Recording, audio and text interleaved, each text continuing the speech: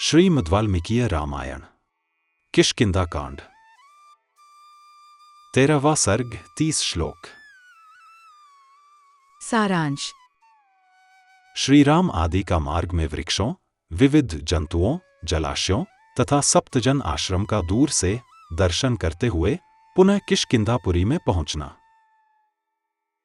आरंभ। ओम श्री गणेशाय नमः।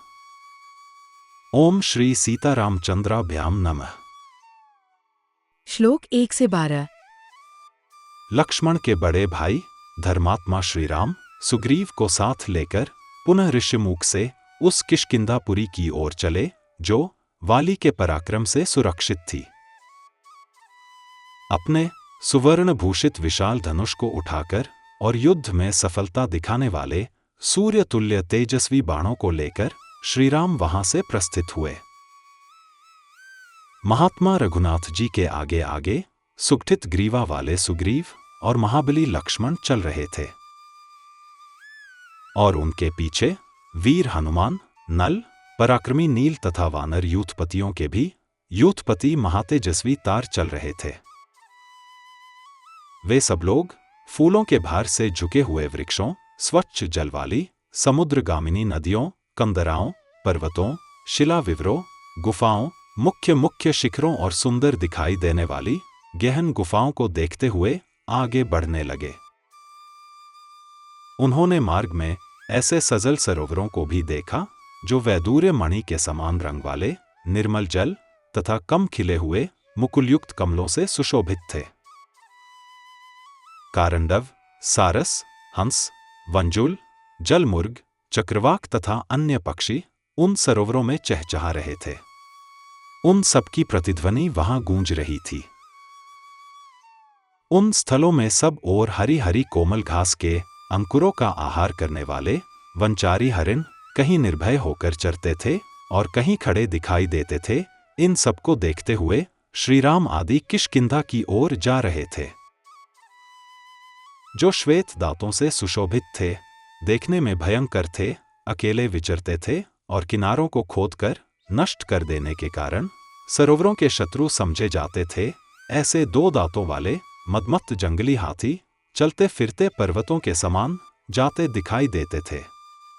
उन्होंने अपने दांतों से पर्वत के तट प्रांत को विदीर्ण कर दिया था।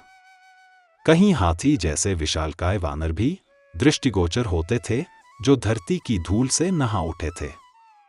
इनके सिवा उस वन में और भी बहुत से जंगली जीव जंतु तथा आकाशचारी पक्षी विचरते देखे जाते थे।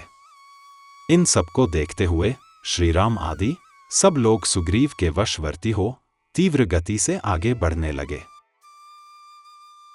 श्लोक 13 से 20। उन यात्रा करने वाले लोगों में वहां रघुकुल नंदन श्रीराम ने वृक्ष समूहों से सघन वन को देखकर सुग्रीव से पूछा। वानर राज, आकाश में मेघ की भांति जो यह वृक्षों का समूह प्रकाशित हो रहा है, क्या है? यह इतना विस्तृत है कि मेघों की घटा के समान छा रहा है। इसके किनारे किनारे केले के वृक्ष लगे हुए हैं जिनसे वह सारा वृक्ष समूह घिर गया है। सखे, यह कौन सा वन है? यह मैं जानना चाहता हूं। इसके लिए मेरे मन में बड़ा कौतूहल है। मैं चाहता हूं कि तुम्हारे द्वारा मेरे इस कौतूहल का निवारण हो। महात्मा रघुनाथ जी की यह बात सुनकर सुग्रीव ने चलते चलते ही उस विशाल वन के विषय में बताना आरंभ किया। रघुनंदन, यह एक विस्तृत आश्रम है जो सबके श्रम का निवारण करने वाला है। यह उद्यानों और उपवनों से युक्त है। यहाँ स्वादिष्ट फल मूल और जल सुलभ होते हैं।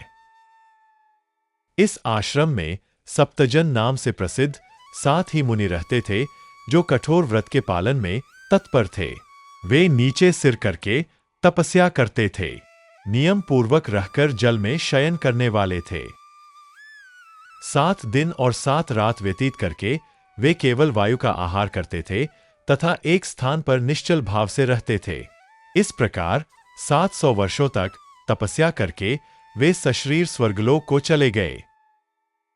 उन्हीं के प्रभाव से सघन वृक्षों की चारदीवारी से घिरा हुआ यह आश्रम इंद्र सहित संपूर्ण देवताओं और असुरों के लिए भी अत्यंत दुर्धर्ष बना हुआ है। श्लोक 21 से 30। पक्षी तथा दूसरे वंचर जीव इसे दूर से ही त्याग देते हैं। जो मोहवश इसके भीतर प्रवेश करते हैं वे फिर कभी नहीं लौटते हैं। रघुनंदन। यहां मधुर अक्षर वाली वाणी के साथ साथ आभूषणों की झनकारें भी सुनी जाती है। वाद्यों और गीतों की मधुर ध्वनियां भी कानों में पड़ती है और दिव्य सुगंध का भी अनुभव होता है। यहां आहवनीय आदि त्रिविध अग्नियां भी प्रज्वलित होती है। यह कबूतर के अंगों की भांति धूसर रंग वाला घना धूम उठता दिखाई देता है जो वृक्षों की शिखाओं को आवेष्टित सा कर रहा है।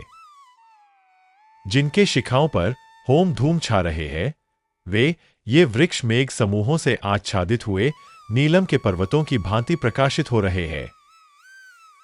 धर्मात्मा रघुनंदन। आप मन को एकाग्र करके दोनों हाथ जोड़कर भाई लक्ष्मण के साथ उन मुनियों के उद्देश्य से प्रणाम कीजिए। श्री राम।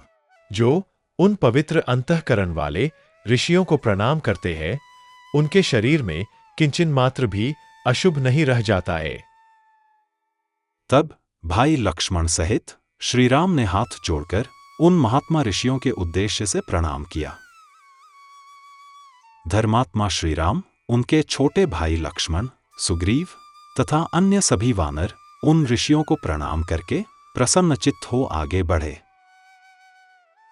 उस सप्तजन आश्रम से दूर तक का मार्ग तय कर लेने के पश्चात उन सबने वाली द्वारा सुरक्षित किष्किंधापुरी को देखा। तदनंतर श्रीराम के छोटे भाई लक्ष्मण, श्रीराम तथा वानर जिनका उग्र तेज उदित हुआ था, हाथों में अस्त्र शस्त्र लेकर इंद्र कुमार वाली के पराक्रम से पालित किष्किंधापुरी में शत्रुवध के निमित्त पुनः आ पहुंचे। इस प्रकार श्री वाल्मीकि द्वारा निर्मित आर्ष रामायण आदि काव्य के किष्किंधा कांड में 13वां सर्ग पूरा हुआ। Presented by Dr. T.K. Bansal, a blind scientist. Please like and share this video, and don't forget to subscribe my channel. Jai Shri Ram.